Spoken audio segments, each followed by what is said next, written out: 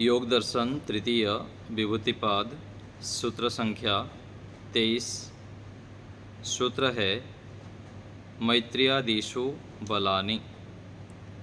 एक सूचना प्रारंभ में दे दूंगा। जो नए व्यक्ति जुड़े हैं कक्षा में अथवा यूट्यूब में जो नए व्यक्ति इस कक्षा को सुन रहे हैं वे मेरे से संपर्क करके सीधा पुस्तक भी मंगवा सकते हैं। ये पुस्तक जो हम पढ़ते हैं पूज्य स्वामी सत्यपति महाराज कृत उनके द्वारा लिखा हुआ भाष्य हम पढ़ते हैं, तो हमारे आश्रम से ये प्रकाशित होता है।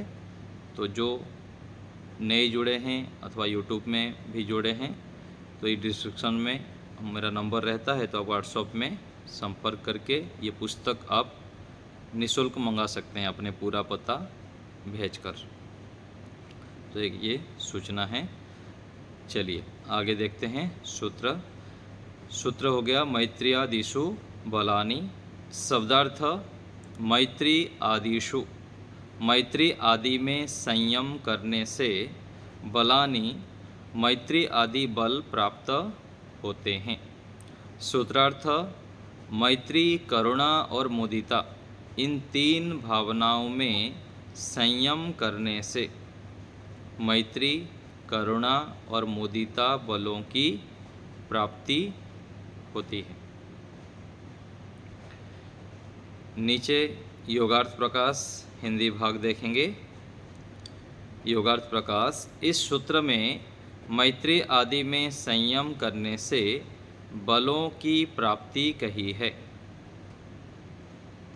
प्रथम पाद के 33वें सूत्र में मैत्री, करुणा, मुदिता इन तीन भावनाओं का कथन किया है।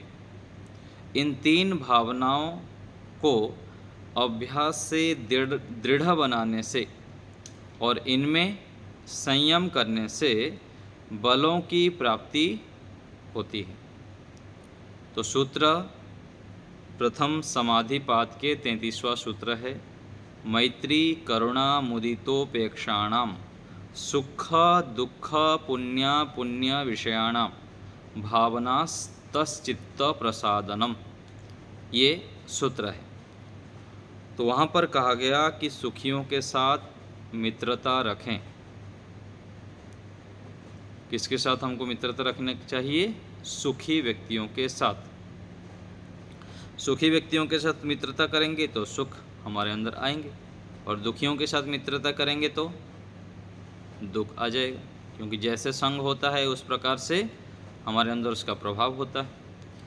और मैत्री, करुणा, और जो दुखी व्यक्ति हैं उनके प्रति करुणा का भाव रखना चाहिए, उनको सहयोग की भावना रखना चाहिए, उनको सहयोग करना चाहिए। मैत्री, करुणा, मुदिता, मुदिता अर्थात जो धार्मिक व्यक्ति हैं, पुण्यशील व्यक्ति हैं, उनके साथ उनको देखकर हमको हर्षित होना चाहिए। दूसरी तरफ इसके विपरीत क्या होता है? हमारे से कोई आगे बढ़ जाता है, कोई अच्छे व्यक्ति है, गुणवान व्यक्ति है, तो उनको देखकर हमारे अंदर द्वेष, ईर्ष्या हो जाती है। ईर्ष्या द्वेष के भावना को हटाने के लिए हमको प्रसन्न होना चाहिए, हर्षित होना चाहिए। और हर्षित होने से लाभ क्या है? लाभ यह है कि उनसे हम प्रेरणा लेके हम भी अपने पुण्य कर्माशयों को बढ़ा पाएंगे, और कुछ बढ़े ना बढ़े हम शांत रह सकते हैं, प्रसन्न रह सकते हैं, अपने चित्त को उत्साहित रख सकते हैं दूसरे बढ़े हुए व्यक्ति को देखकर। मैत्री, करुणा, मुदिता, उपेक्षा, जो अपुण्यशील व्यक्ति हैं, जो हमारे से द्वेष करते हैं अथवा जो दुष्ट आत्मा हैं, गलत काम करते हैं, उनको देखकर उनके उपेक्षा की भावना रखनी चाहिए। नहीं तो क्या होगा?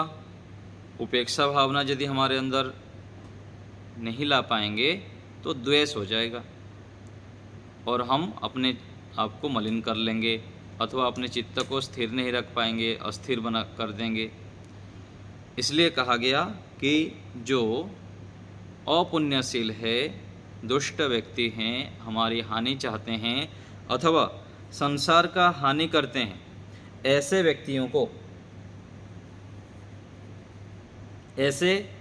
व्यक्तियों को देखकर हम उपेक्षा करें, ना उनकी ओर ज़्यादा ध्यान दें, ना उनके विषय में विचारें।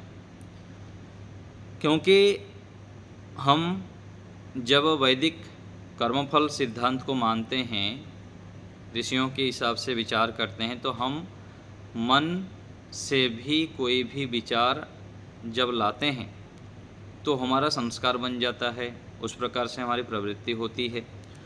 तो अपने गलत संस्कारों को रोकने के लिए, गलत संस्कार ना बनाने के लिए अथवा अपने लक्ष्य से हम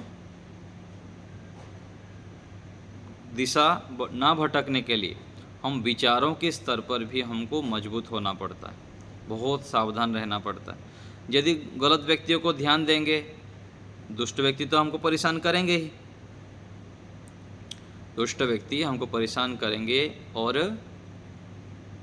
हम हमारे लक्ष्य से भटकाना चाहेंगे, और अच्छे कार्य हम करेंगे फिर भी निंदा, चुगली और उसमें सहयोग भी नहीं करेंगे। ये क्या है? दुष्ट व्यक्तियों का काम है। उस स्थिति में धार्मिक व्यक्तियों को, योगाभ्यासी व्यक्तियों का क्या कर्तव्य है कि वो उनकी ओर ध्यान ही ना दे। जितना आवश्यक है बचने का उपाय तो करना चाहिए, लेकिन अधिक उनके विषय में ना सोचें। ये कैसे संभव हो सकता है? ये तो बहुत कठिन लगता है। संभव तब होगा जब हम अच्छे कार्यों को निरंतर करेंगे, संकल्पबद्ध होके स्वाध्याय, सत्संग आदि जो श्रेष्ठ कार्य है अथवा अपने दैनिक व्यवहार में जो भी हमारा कर्तव्य कर्म है उस पर यदि हम फोकस करेंगे, उसकी ओर ध्यान देंगे, तो ये जो बाह्य चीज़ें उसकी ओर हमारी दृष्टि ध्यान नहीं जाएगी। तो ऐसे करके जो अपुण्यशील व्यक्ति हैं उनके प्रति ना राग रखना है, ना द्वेष रखना, इसको कहते हैं उपेक्षा। और ये अंतिम वाला, ये तीनों तो जैसे तैसे करके व्यक्ति थोड़ा प्रयास करके कर ही लेता है, मैत्री, करुणा, मुदिता जो है, प्रसन्न होना, लेकिन उपेक्षा भाव करना कठिन हो जाता है। लेकिन ईश्वर की कृपा से जब हम निरंतर योगाभ्यास करते हैं, स्वाध्याय, सत्संग आदि करते हैं, सत्व में हम प्रतिष्ठित हो जाते हैं, तो हमारे अंदर ये सामर्थ्य आ जाता है कि हम उपेक्षा भाव करने में भी समर्थ हो जाते हैं। तो मैत्री, करुणा, मुदिता, उपेक्षा, सुख दुख, पुण्य अपुण्य व्यक्तियों के साथ भावना करनी चाहिए।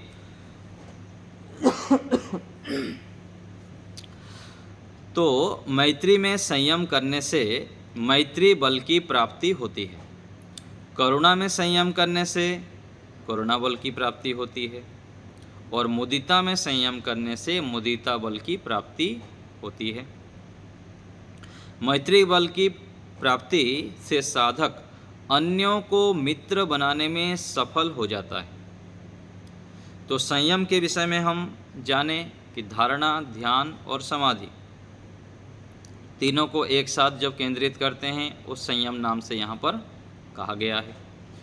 तो किसी भी विषय में हम जब केंद्रित होते हैं और उससे संबंधित ज्ञान निरंतर चलाते हैं, धारणा हो गया केंद्रित होना, और ध्यान क्या है? ज्ञान का निरंतर चलना, और समाधि उसी विषय में पूरा टिक जाना। जैसे यहाँ पर आया था कि अर्थमात्र निर्भासम, समाधि की परिभाषा में आया था कि अर्थमात्र रहता है, बाकी सब गौण हो जाता है। तो ऐसे ही यहाँ पर जब हम मित्र बनाते हैं अथवा अच्छे मित्रों को देखते हैं, मित्र कैसे बनाते हैं और मित्र बनने से क्या लाभ है, ऐसे जब हम ज्ञानों को अर्जन करते हैं और यहाँ व्यवहार में भी सावधानीपूर्वक निरीक्षण करते हैं, तब पता लगता है कि ये ऐसे करने से मित्रता निभाने में हम समर्थ होते हैं, अथवा मित्रता करने के लिए ये हमको ध्यान रखना होता है। तो जितना हम ऐसे ध्यान देते हैं फिर धीरे धीरे करके हम अच्छे मित्र बनाते हैं। तो मित्र बनाने से क्या लाभ होता है? जिसके पास अच्छे अच्छे मित्र होते हैं, अधिक मित्र होते हैं, श्रेष्ठ मित्र होते हैं, उसके अंदर एक आत्मविश्वास, अलग प्रकार के आत्मविश्वास रहता है। क्यों? क्योंकि जिस व्यक्ति के पीछे सपोर्ट रहता है अथवा बड़े लोगों के, धार्मिक व्यक्तियों के, अच्छे व्यक्तियों का सहयोग रहता है, उसके अंदर एक आत्मविश्वास और ये कह सकते हैं निर्भयता, बड़े बड़े कठिनाई आने पर मेरे सहयोगी के लिए है, ऐसी भावना मन में जब होती है तो उसके कारण से उसको लाभ होता है और अच्छे अच्छे कार्य करने में वो समर्थ हो जाता है। बड़े से बड़े जब कार्य करता है उसको सहयोग करने के लिए उनके मित्र लोग आगे आ जाते हैं। तो ये सब लाभ है। तो मित्र बनाना चाहिए, अच्छे मित्रों का हमारा टोली होना चाहिए, अच्छे अच्छे मित्र हमको संग्रह करना चाहिए, बनाना चाहिए। तो ये मित्रता करने पर ये लाभ होता है। तो ऐसे जानकर वह लाभ उठा लेता है योगाभ्यासी। ऐसे ही करुणा बल की प्राप्ति से दूसरों को दयालु बनाने में सफलता मिलती है। तो स्वयं जब वो दयालु बनता है, परोपकार करता है, दूसरे को सहायता करता है, स्वयं दयालु होने के साथ साथ फिर दूसरे को भी उस प्रकार से वो सहयोगी बना देता है। स्वयं मान लीजिए गुरुकुलों में सहयोग करता है, गौशाला में सहयोग करता है और पेड़ पौधे लगाता है, अथवा जितने भी सामाजिक अच्छे अच्छे कार्य है, स्वयं व्यक्ति जब करने लगता है, साथ साथ फिर अपने मित्रों को प्रेरणा करते हुए वह अधिक से अधिक ये जो अपना परोपकार के कार्य है उसको भी बढ़ा देता है। तो मुदिता बल की प्राप्ति से अन्यों को हर्ष युक्त करने में सफलता मिलती है। जब योगाभ्यासी इन तीनों भावनाओं को दृढ़ बना लेता है तो अपने अंदर जो इन तीनों के विरुद्ध सूक्ष्म विचार हैं उनकी परिसमाप्ति हो जाती है और उसमें अन्यों को भी इन भावनाओं से युक्त करने की शक्ति आ जाती है। तो व्यक्ति जब योगाभ्यास करता है उसको अपना सामर्थ्य पता लगता है। सामान्य व्यक्ति जो होता है, जो योगाभ्यास नहीं करता है, ईश्वर के विषय में पता नहीं है, अध्यात्म के विषय में पता नहीं, वो तो केवल जितना है उतने में ही रहता है। अथवा थोड़ा बहुत जो पुरुषार्थी होते हैं वो किसी क्षेत्र में थोड़ा आगे बढ़ जाते हैं। लेकिन आध्यात्म मार्ग के व्यक्ति जब वेदों को पढ़ता है, ऋषियों को पढ़ता है, सत्संग आदि करता है, तो पता लगता है कि हमारे अंदर तो अपरिमित सामर्थ्य है। हम ईश्वर के सानिध्य से, योगाभ्यास से उसको उद्बुद्ध कर सकते हैं। इसलिए कहा जाता है ना कि एक आत्मा जो कार्य करता है दूसरे आत्मा भी वह कर सकता है। बड़े से बड़े आज जो भी धनवान हैं, बलवान हैं, ज्ञानवान हैं, बुद्धिमान हैं, मनुष्य ही तो है। हम भी वैसे कर सकते हैं, बन सकते हैं। और आध्यात्म मार्ग पर चलने पर ये व्यक्ति को अनुभव होता है। तो व्यक्ति जब अपने अंदर दिव्य गुणों को धारण करता है, ईश्वरीय गुणों को धारण करता है, तो सीमित नहीं रहता है, रह ही नहीं सकता है। ये सत्य सिद्धांत है। व्यक्ति के अंदर जो होगा वो दूसरे को बांटना चाहता ही है। चाहे दुष्ट व्यक्ति हो, अपने दुष्टता को फैलाता है। आज देखिए विधर्मी लोग क्या कर रहे हैं, गलत चीज़ों को फैलाने के लिए दिन रात लगे हुए हैं। अच्छे व्यक्ति कैसे चुप रह सकता है? तो अच्छे व्यक्ति भी जो प्राप्त करता है वह फिर दूसरे को भी देना चाहेगा ही चाहेगा। तो हमको जो इसलिए हमारे यहाँ पर भी आया ना कि आगम काल, स्वाध्याय काल, प्रवचन काल। तो प्रवचन काल क्या है? जब व्यक्ति अपना जो पढ़ा हुआ सुना हुआ विषय है दूसरे को बताता है तब उसका ज्ञान अधिक से अधिक बढ़ता है। तो इसलिए हमको हमारे पास जो भी ज्ञान विज्ञान हैं, जो भी हमारे आसपास संपर्क में आते हैं, उनको बताते रहना चाहिए, सिखाते रहना चाहिए। थोड़ा बहुत जो जिज्ञासु है, अनावश्यक दूसरे के पीछे खंडन मंडन में अपना समय सामर्थ्य खराब नहीं करना चाहिए, व्यर्थ में नहीं गंवाना चाहिए। जैसे पीछे आपको बताया हूँ मैं कि कोई डॉक्टर है, यदि जो पेशेंट है डॉक्टर को योग्य डॉक्टर के रूप में नहीं मानता है, वैद्य के रूप में स्वीकार नहीं करता है, ये जितना अच्छे से अच्छे दवाई खिला दें, वो रोगी ठीक होगा ही नहीं। और मान लीजिए किसी को थोड़ा बहुत चिकित्सा आता है, लेकिन जो रोगी है उसको आदर्श रूप में मानता है और जिज्ञासु भाव से उनसे दवाई लेना चाहता है अथवा चिकित्सा के विषय में सीखना चाहता है, उससे वो लाभ उठा लेता है। ऐसे ही शास्त्र के विषय में भी है, अच्छे ज्ञान विज्ञान के विषय में है। दूसरे यदि हमको योग्य नहीं मानते हैं, हमसे सीखना नहीं चाहते, हम जितना ही बता दें, ईश्वर के विषय में बता दें, कर्म फल के विषय में बता दें, कुछ भी अच्छे से अच्छे बता दें, वो सुनेगा ही नहीं, अथवा सुन भी लिया तो अनादर करके चला जाएगा।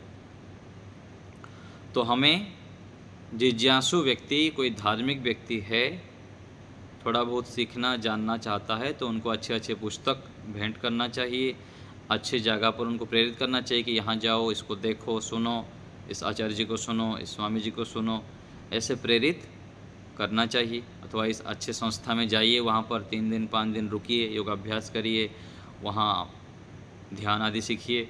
ऐसे हमको प्रेरित करते रहना चाहिए। हमारे माध्यम से यदि किसी का जीवन परिवर्तन हो जाता है, किसी के जीवन में नया मोड़ आ जाता है, तो उसका फल भी हमें मिलता है। प्रत्यक्ष परोक्ष रूप में हम जितने अच्छे कार्य करते हैं उसका भी कई गुना होकर हमको फल मिलता है और गलत काम का भी फल मिलता है। इसलिए अधिक से अधिक हम संसार के उपयोगी बने, हमारे माध्यम से संसार के लोगों को लाभ हो, ये हमें प्रयत्न करना चाहिए। तो हमारे पास जो है वो दे सकते हैं, इतना हम सुनते हैं, सत्संग करते हैं, तो अच्छे अच्छे लोगों को प्रेरित करके वैदिक मार्ग के विषय में बताना चाहिए, अपने रिश्तेदारों को ही बताना चाहिए। तो ऐसे करके हमको श्रेष्ठ मित्रों का टोली बनाना चाहिए, हमको भी अपने मित्रों की संख्या बढ़ानी चाहिए। तो यहाँ हम पहुँच गए कि जब योगाभ्यासी इन 3 भावनाओं को दृढ़ बना लेता है, तो अपने अंदर जो इन तीनों के विरुद्ध सूक्ष्म विचार हैं, विरुद्ध जो विचार हैं, उनको समाप्त कर देता है और अन्यों को भी वो इन भावनाओं से युक्त कर देता है। इतना सामर्थ्य आ जाता है जब हम योगाभ्यास करते हैं, सत्य बोलते हैं, अपने जीवन में संयम लाते हैं, तो हमारे अंदर ऐसे ऐसे प्रतिभाएं प्रकट हो जाते हैं कि हमको पता भी नहीं लगता। थोड़े दिनों में ये सब आ जाते हैं ईश्वरी कृपा से। तो हमको अपने सामर्थ्य को जानना चाहिए। बहुत अधिक हमारे अंदर परमात्मा ने सामर्थ्य दे रखे हैं, हम ईश्वर के संतान हैं, ऋषियों के संतान हैं, उसको हमें जानना चाहिए। दीनहीन होके नकारात्मक सोच से मैं तो कुछ नहीं कर सकता, मेरा तो कोई सामर्थ्य नहीं है, ऐसे ऐसे व्यक्ति सोचता रहता है और डिप्रेशन में चला जाता है, दुखी रहता है, आलस्य प्रमाद करके पड़ा रहता है। ऐसे नहीं करना चाहिए, सदा आनंद उत्साह से युक्त रहना चाहिए। भारत भूमि में हमारा जन्म हुआ है, ऋषियों के श्रेष्ठ ज्ञान हमारे पास है, आदि आदि सोचकर अपने आप को उत्साहित रखना चाहिए और श्रेष्ठ कार्यों को करते रहना चाहिए। तो मैत्री आदि भावनाओं का अभ्यास करने वाले साधक को यह नहीं सोचना चाहिए कि अन्य लोग मेरे साथ मैत्री आदि करेंगे तो मैं उनके साथ मैत्री आदि करूँगा। तो ऐसे नहीं सोचना चाहिए। कोई आके मेरे को पूछेगा अरे समाज के विषय में, वेदों के विषय में, तब जाके मैं बताऊँगा। अपने ओर से भी बताते रहना चाहिए, अवसर देखते हुए दूसरे को प्रेरित करते रहना चाहिए।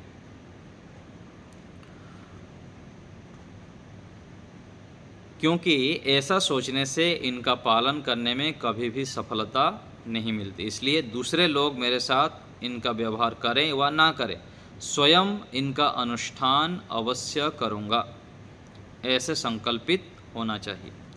यद्यपि अपुण्य आत्माओं में उपेक्षा का कथन है, भावना का नहीं। यद्यपि अपुण्य आत्माओं में उपेक्षा का कथन है, उपेक्षा करना चाहिए, उपेक्षा भावना रखनी, परंतु आगे देखते हैं, अपुण्य आत्माओं के स्तर के अनुसार उनका कल्याण करने का प्रयास भी करना चाहिए।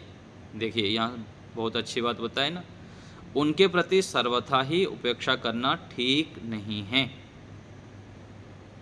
क्योंकि उनमें भी सुधारने के लिए प्रयत्न करने पर सुधरने की योग्यता वाले होते हैं, बहुत सारे हो जाते हैं। कुछ तो ऐसे होते ही हैं कि सुधरने की योग्यता से दूर हो गए हैं, परंतु उनका भी कल्याण करने की भावना तो रखनी ही चाहिए हमको। वेद मंत्रों में सबके कल्याण के लिए प्रार्थना करने का विधान है। तो ये देखिए साथ साथ बता दिए कि जितने भी दुष्ट हो उसकी कल्याण की भावना रखनी चाहिए और उनकी हित चाहना चाहिए, क्योंकि वो भी आत्मा है। हमारे पास हमारे पूर्व जन्म के संस्कार अच्छे हैं, अथवा माता पिता अच्छे मिल गए, कोई अच्छे साथी मित्र मिल गए, उसके माध्यम से हमको वैदिक मार्ग मिल गया अथवा श्रेष्ठ ज्ञान मिल गया बोल के हम आदि अपने आप को अच्छा मानते हैं, और उसको सामने वाले व्यक्ति को नहीं मिला, इसलिए आज वो ऐसे कर रहा है।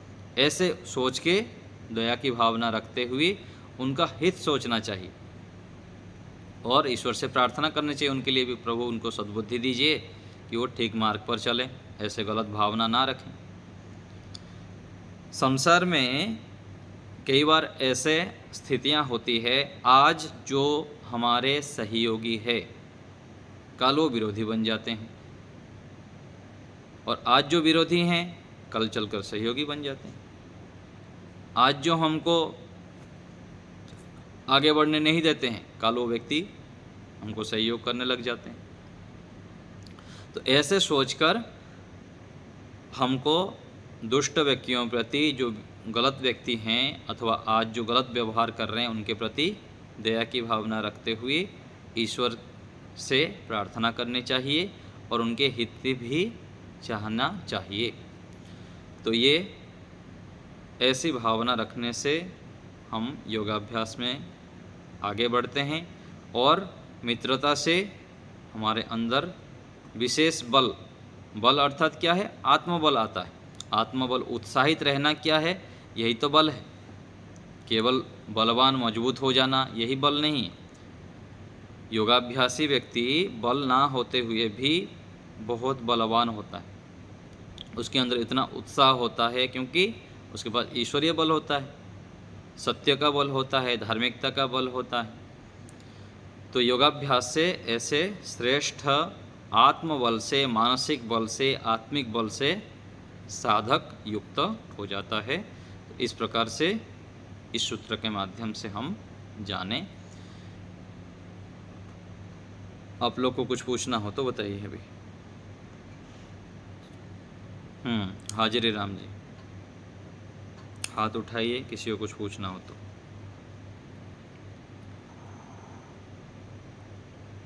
हाजिर राम जी हाथ उठाए हैं आप। चंद्रवंशी कुछ बोल रहे हैं। शुभम जी।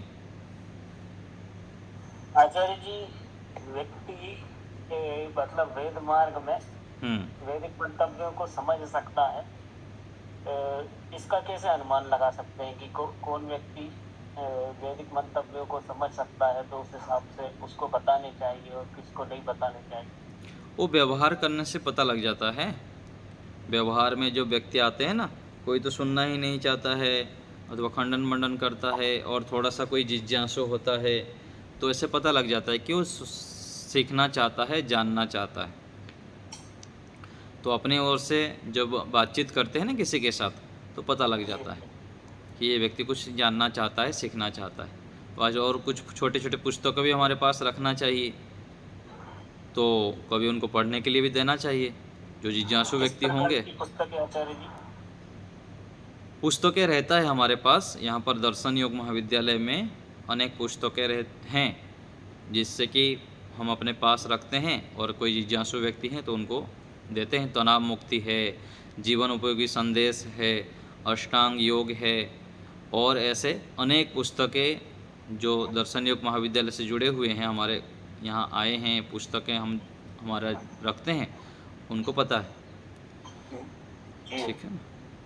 जिस लिंक से आप जुड़े हैं ना, ये लिंक फॉरवर्ड कर दो उनको। एंड यू विल सी वो इंटरेस्ट दिखाते हैं कि नहीं। 2-4 बार डाल के देखो, नहीं आता तो इसका मतलब उनको कोई इंटरेस्ट नहीं है। हाँ यही तरीका कुछ होता है। लोग माता जी दिखाते हैं इंटरेस्ट, कुछ लोग नहीं दिखाते। हाँ, तो अपने ओर से करना है ना, अपने ओर से हमको करना है। 10 को भेजेंगे तो एक जुड़ गए तो एक तो अपना मित्र बढ़ गया है ना। अभी इंटरेस्ट के कारण आचार्य जी वो गौरव सांग्या जो आए थे, हाँ जी, हाँ जी, वो पौराणिक मंतव्यों को मानते थे 1 साल पहले, अभी जी जी जी, वैदिक मंतव्यों को ठीक बात मानने है। लगे। तो ऐसे ही कॉन्टेक्ट करा। हाँ, ऐसे ही करते रहना चाहिए। आप करते हैं और भी उसको बढ़ाएं। ठीक है। जी, जी। सविता माता जी। जी आचार्य जी, जी पर हमारे 60 साल की उम्र का एक्सपीरियंस ये लगा मुझे कि मतलब जो घर के बचपन के संस्कार बड़ी मुश्किल से छोड़ता है व्यक्ति, चाहे एड़ी से चोटी तक कदम लगा लो। नहीं, ऐसा वो तो है, वो तो ठीक है आप बता रहे हैं, लेकिन प्रयास तो नहीं छोड़ना चाहिए ना। संस्कार तो है ही, केवल अभी तो 60 साल का हमको दिख रहा है अथवा 80 साल का दिख रहा है, पिछले कितने 80 जन्मों का भी तो है ना। तो अपने ओर से प्रयास करते रहना चाहिए। कितने जन्मों के संस्कार भी उसको ध्वस्त करने में समय नहीं लगता है। अभी यदि व्यक्ति पूरा कमर कस लेता है तो परिवर्तन होने में कोई कठिन नहीं है। और कई बार क्या होता है ना, आलम्बन अच्छे मिल जाए तो व्यक्ति परिवर्तित भी हो जाते हैं। तो चाहे अपने ऊपर भी घटा लीजिए अथवा दूसरे के ऊपर भी, कोई भी काम यहाँ पर असंभव नहीं है। जब शुरू कर देंगे, यदि अच्छे संस्कार हमारे जाग गए तो वहाँ से नया शुरू हो सकता है ना। तो अपने ओर से तो प्रयास अपने जीवन में भी करते रहना चाहिए और दूसरे को भी प्रेरित करना चाहिए। अभी कल ही की बात है आचार्य जी, एक मैं बताती हूँ जी। कि एकदम डाउनफॉल तो आते हैं, बिजनेस में भी आते हैं, स्वास्थ्य में भी आते हैं व्यक्ति के। जी तो अजमेर में मित्तल हॉस्पिटल के है, जी तो उनकी तबीयत खराब हुई है और उनको स्टेंट डला। फिर 3-4 दिन बाद एक किडनी 11 mm की आ गई और उसकी वाइफ घबरा गई और वो सोच रही थी, खूब मतलब ज्योतिषी तलाश कर रही थी। तो मेरे भाई का फोन आया कि कोई बेबी, उसकी वाइफ तो मेरे बहुत पीछे पड़ रही है कि वो, और अपन चाहे उसको कितना भी समझा ले मानेगी नहीं। वो खूब वैसे ही डाउनफॉल आ रहा है, सब फैक्ट्री नहीं चल रही है, लेबर तंग कर रही है और ये पैसे बर्बाद करेगी। कोई ऐसा ज्योतिषी है क्या कि पैसे ना ले और उसको संतुष्ट कर दे? तो मैंने कहा हाँ, एक है तो सही, पहले लेता था आजकल लेता नहीं है, पता ही नहीं क्या धक्का लगा उसको। तो जी। मैं जानती तो हूँ, तो उससे कॉन्फ्रेंस करा देंगे जिससे उसके पैसे बच जाएंगे। तो वो ज्योतिषी तो उसको बताने लगा लघु रुद्र पूजा करा देना, शनि चढ़ा हुआ है, वो चढ़ा हुआ है, पता नहीं क्या क्या। फिर है ना शनि की महादशा है, वो है, और लघु रुद्र। तो उसने कहा मेरे हस्बैंड, हमारे तो वो आर्य समाज ही है मेरा भाई, तो और बहू ऐसी आ गई है कि पौराणिक परिवार से। तो उसने कहा कि मेरे हस्बैंड तो नहीं जा सकेंगे सोमनाथ और नहीं करवाएंगे। तो उसने कहा कि नहीं पैसे भेज दो 5100, वहाँ हो जाता है अपने आप। वो फोन आ जाएगा पंडित का कि वो लघु रुद्र जिस दिन कराएगा। और फिर है ना उसने लेके मोदी को गालियां देनी शुरू कर दी आचार्य जी, ये मोदी के कोई नहीं, बहुत खराब ऐसा तो चल रहा है। वो तो और है है ही। ना वो थोड़े दिन में इस्तीफा देने वाला, इस्तीफा देना ही पड़ेगा उसको। तो कोई मैंने बात कहा, नहीं, समझ गया मैंने मतलब। उसको कहा, पंडित ज्योतिषी को कहा, मैंने कहा अच्छा मोदी यदि इस्तीफा मतलब प्रधानमंत्री नहीं रहेगा, तो मैंने कहा यदि नहीं रहेगा तो वो मोदी लघु रुद्र पूजा करा लेगा तो ठीक नहीं हो जाएंगे? जब इसके ग्रह आप कह रहे हो ठीक हो जाएंगे 5100 रुपए भेज के, तो मोदी नहीं करा लेगा लघु रुद्र, तो फिर वो प्रधान फिर क्यों इस्तीफा देगा? तो बोलता है, मैंने कहा उससे तो फर्क पड़ेगा ना पूजा से, वो तो कोई बात नहीं, ये सब चलता रहता है। मोदी जी। हाँ, समझ गया तो माता जी, आचार्य समझ गया मैं। आप लंबा ना करें, घबरा संक्षिप्त। गया, वो ज्योतिषी घबरा गया। हाँ फिर तो इस्तीफा नहीं देना पड़ेगा। अब ऐसे पागल बनाते हैं लोग। कोई नहीं, ये तो चलता ही रहता है, ये रोज की काम है इन लोग के। तो बहुत प्रकार से लोग अंधविश्वास में फंसे हुए हैं और उसके लिए हमको ही प्रचार करना पड़ेगा और अच्छी चीज़ों को प्रेरित करना पड़ेगा। हम जितने वैदिक धर्म के व्यक्ति हैं, विद्वान हैं, आचार्य हैं, बहुत सारे आर्य समाज के कार्यकर्ता भी है, काफ़ी कार्य कर रहे हैं, तो ये जागरूक कराना पड़ेगा ही, क्योंकि दुष्ट व्यक्ति तो अपने दुष्टता फैलाने में और लोगों को भ्रम में डालने के लिए प्रयत्न कर ही रहे हैं, तो ये तो चलता ही रहता है संसार में। पर आचार्य जी हम जाते भी हैं संयोग बोलते हैं, प्रसंग शुरू करते हैं तो है ना, कहते हैं अरे आप क्यों कर्म मानती हो, आप क्यों बुराई देखते हो राहुल में, राहुल क्यों सपोर्ट करिए मोदी का, आपको क्या अपना घोड़ा छाया में बांधो। वो उल्टा हमको उपदेश करने लगता है। अरे थोड़ा सा जागरूक करेंगे ना लोगों। मैं वही बताया ना कि हम भी चतुरता से काम करें ना, अनावश्यक जहाँ पर समय सामर्थ्य नष्ट हो वहाँ पर समय सामर्थ्य नहीं लगाना है, और दूसरे जहाँ पर आवश्यक लग रहा है वहाँ पर फिर चुप हो जाना है, और जहाँ ज़रूरत पड़ता है वहाँ पर बोलना है। वो तो पता लग जाता है, थोड़े बहुत व्यवहार करते हैं ना, वहाँ से चुपचाप निकल जाना चाहिए और अधिक उनके साथ बहस भी नहीं करना चाहिए। बहस करेंगे तो अपना ही संस्कार खराब होंगे, अपना ही समय खराब होंगे। प्रयास बोलना भी है और बचना भी है, दोनों काम करना है। यहाँ आश्रम में आते हैं, यहाँ लोग हमको भी ऐसे ही राजनीति के विषय में बोलते हैं तो हम तुरंत चुप करा देते हैं, बोलना जो ये नहीं, तो बोलना भी है और चुप भी कराना पड़ता है और बच के भी जाना पड़ता है। तो ये हमको सीखना पड़ेगा, समझना पड़ेगा, तो हो जाएगा। ठीक है, और कोई बात किसी को पूछना है? चलिए, तो हम ध्यान का अभ्यास करेंगे थोड़ी देर के लिए। शांत होकर बैठेंगे सभी लोग।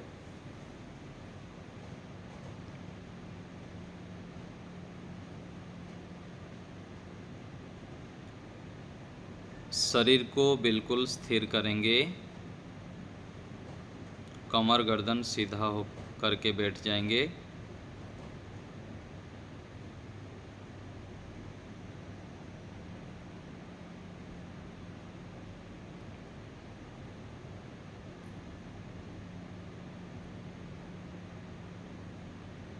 मन में संकल्प करेंगे, अभी थोड़े काल के लिए मैं ईश्वर से संबंधित विचारों को ही उठाऊंगा।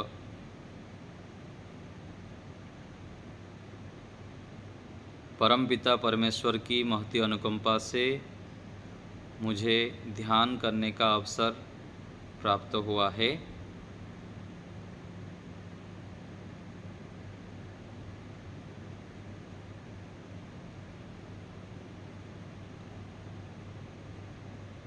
आँखों के सामने घनघोर अंधकार की स्थिति बनाएंगे। रात्रि के अंधकार में चारों ओर अंधकार होने से जो स्थिति होती है उसको मन ही मन बनाएंगे। आँखों के सामने काला पर्दा टांग देंगे। परमपिता परमेश्वर निराकार हैं, सर्वव्यापक हैं, चेतन हैं, हमें जान रहे हैं, देख रहे हैं, सुन रहे हैं। मन में जो भी विचार ला रहे हैं हम लाएंगे, उसको ईश्वर जान रहे हैं।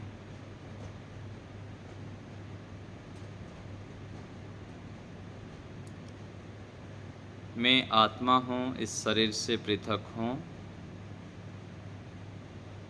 ईश्वर मेरे अंदर बाहर चारों ओर विद्यमान हैं।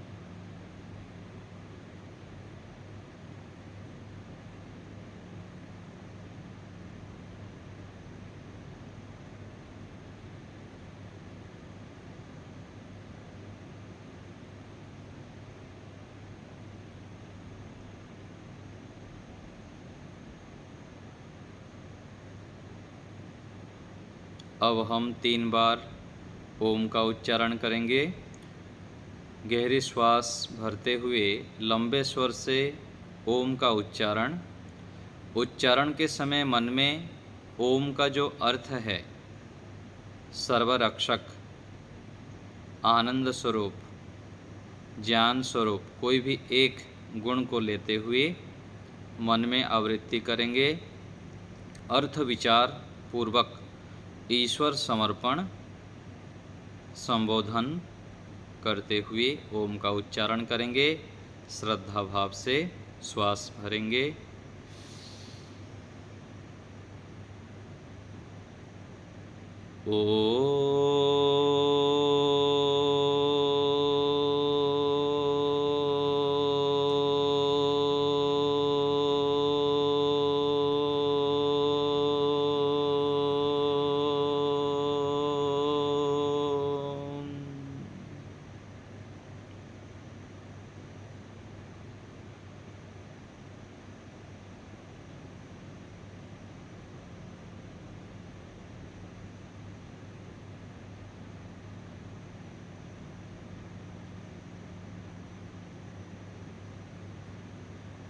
पुनः श्वास भरें।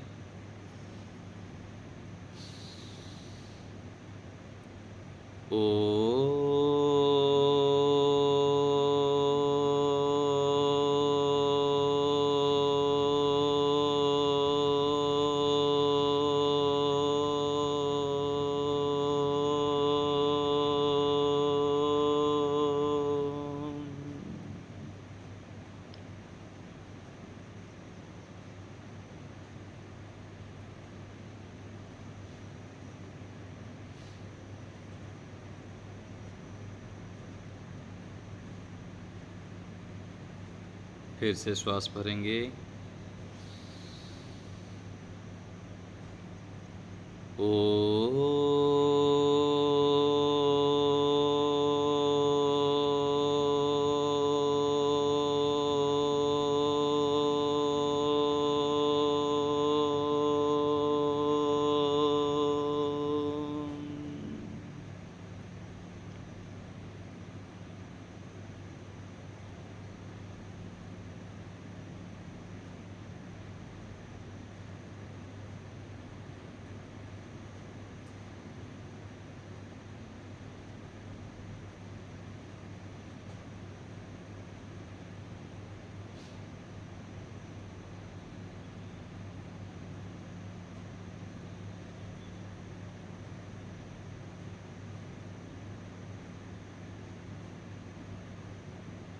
बिल्कुल शांत स्थिर होते हुए सतर्क सावधान होना है, रहना है, जागरूक रहना है।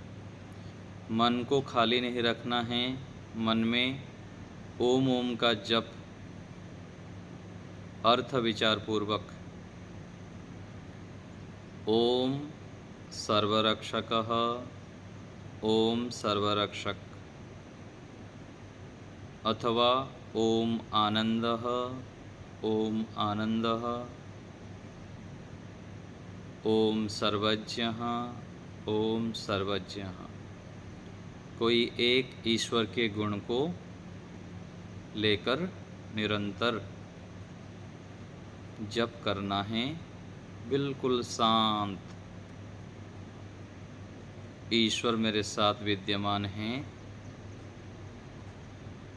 हे प्रभु, आप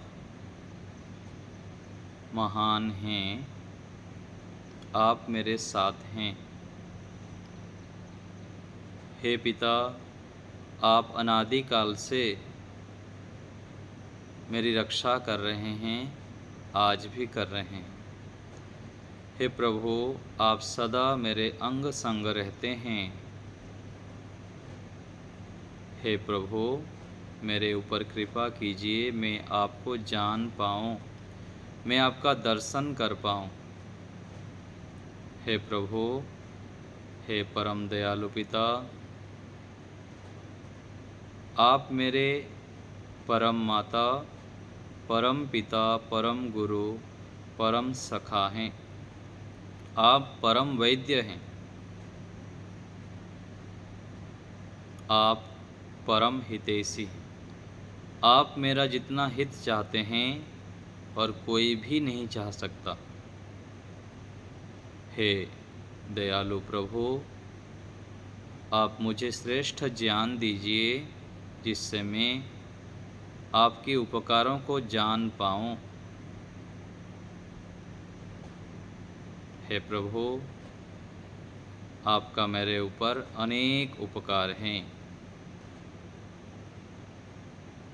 आप सदैव मेरे साथ रहते हुए मेरा कल्याण चाहते हैं, कल्याण करते हैं।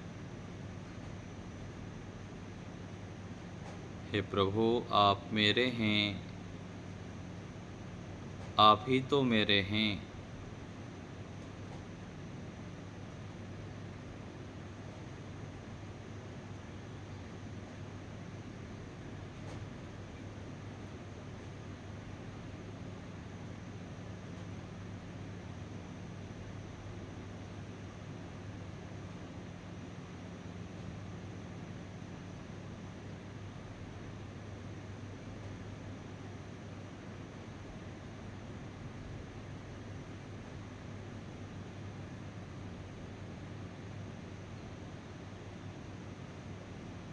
अत्यंत समर्पण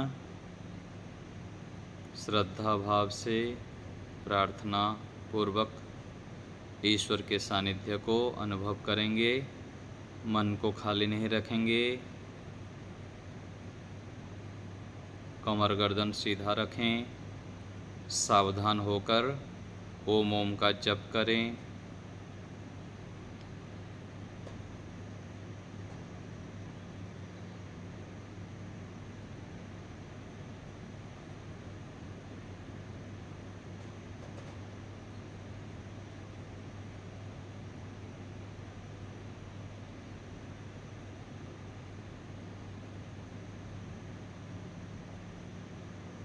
हे प्रभु, आप मेरे हैं, मैं आपका हूँ। ऐसे बिल्कुल समर्पण भाव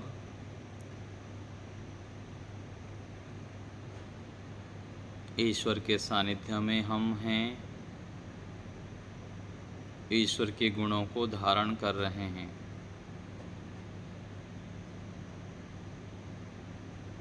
महान ज्ञान बल आनंद से परमात्मा युक्त हैं। ईश्वर को हम स्मरण कर रहे हैं, उनके सानिध्य में हैं।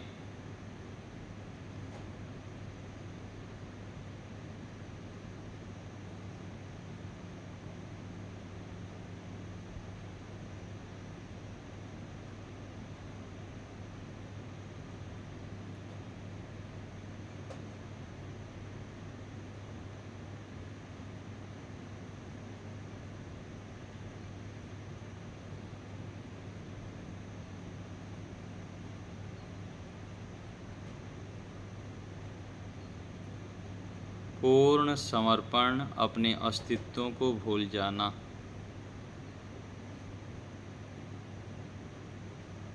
प्रभु, आप ही आप हैं। हे परम दयालु कृपालु प्रभु, हमारे ऊपर दया कीजिए। आप मेरे हैं, मैं आपका हूँ।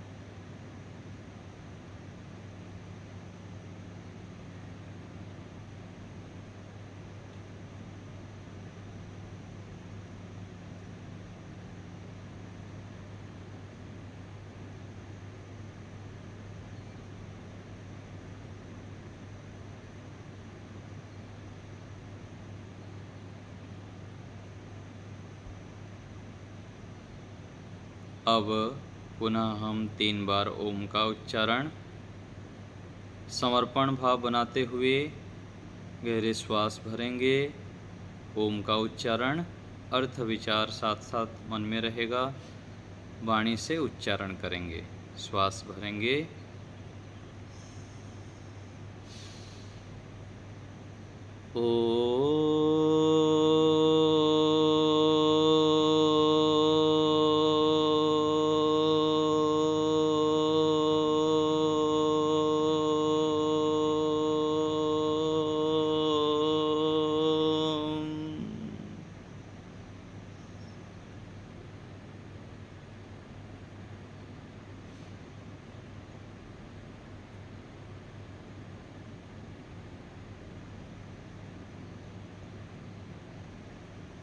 फिर से श्वास भरेंगे।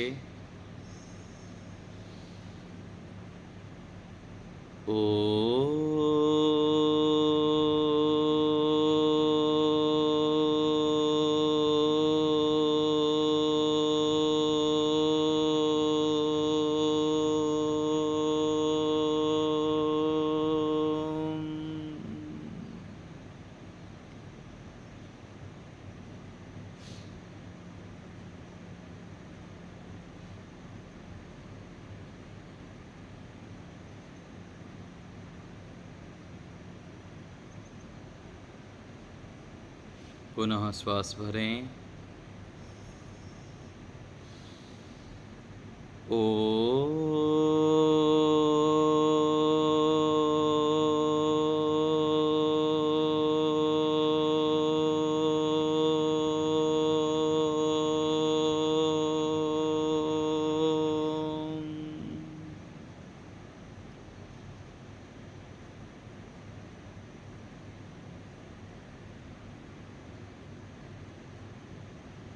बिल्कुल शांत होकर परमात्मा में अपने आप को मग्न करना है।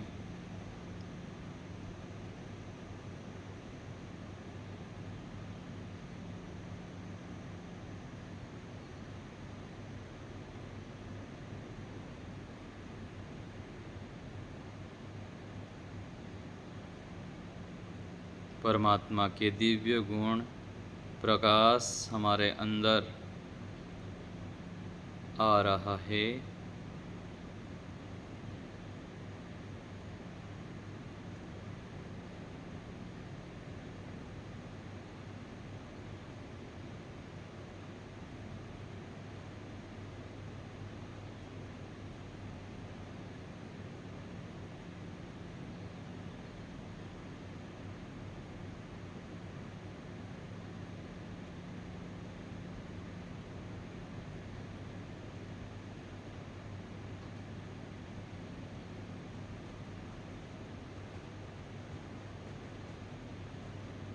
अब हम विराम की ओर चलेंगे। ईश्वर को धन्यवाद करेंगे। हे परम दयालु पिता, ज्ञान स्वरूप प्रभु, आपका बहुत बहुत धन्यवाद। आपके दिए साधनों से, सामर्थ्य से और अवसर से हम यह आंतरिक कार्य, श्रेष्ठ कार्य कर पाए। हे प्रभु, हमारे ऊपर कृपा बनाए रखें। हम नित्य प्रति आपका ध्यान करें, आपके सानिध्य में आएं, आपसे लाभ उठाएं। हे प्रभु, आप अनंत ज्ञान, बल, आनंद से परिपूर्ण हैं। आपके सानिध्य में आकर हम आपके गुणों से युक्त हो जाएं, आपके आज्ञाओं को हम जान पाएं। हे प्रभु, हमको श्रेष्ठ ज्ञान दीजिए। हम आपकी आज्ञाओं के अनुकूल ही आचरण करें। वेदानुकूल जीवन हमारा हो जाए, ऐसी कृपा कीजिए। आपका पुनः बहुत बहुत धन्यवाद प्रभु।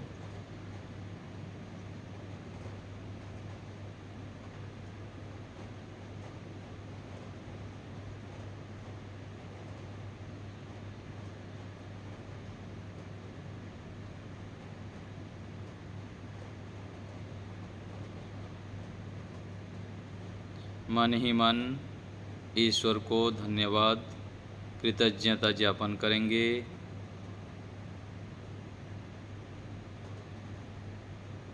श्रद्धापूर्वक चरण कमलों में नतमस्तक होंगे।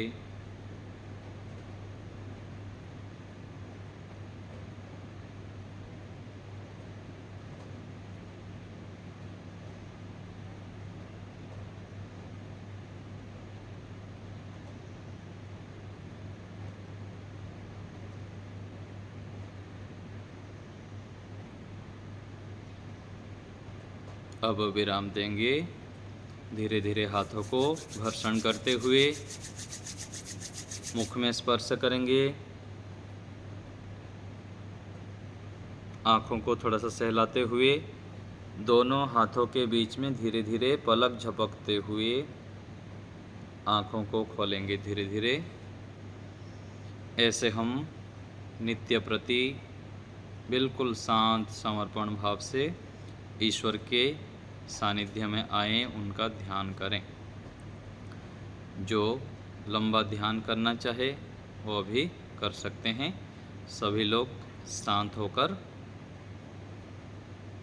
अपना मौन रहेंगे, आगे की क्रियाओं को करेंगे।